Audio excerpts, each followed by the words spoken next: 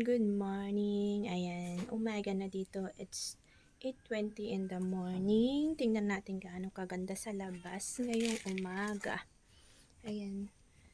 Paglabas ng bahay, ito yung makikita mo. Ayun yung araw. Good morning, sunshine. Ayun, makikita mo dito. Tahimik lang sa province. Life in the province, ika nga. So, yan. Nandito tayo sa harap. At nasa harap ko din yung puno ng avocado. Ayan yung avocado sa harap ko. Yung nasa baba, yun ay yung dragon fruit. Okay. Ayun ang init na sa harap ko.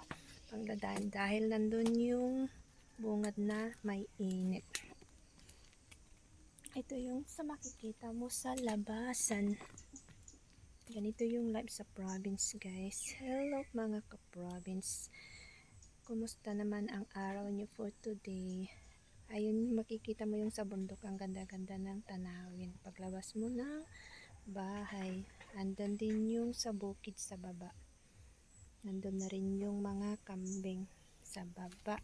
Tapos nandun yung alaga kong mga piglet. Pero hindi ko pa sila pinakain. Mamaya ko pa sila pakakainin. Kayo guys, anong ganap sa araw nyo for today?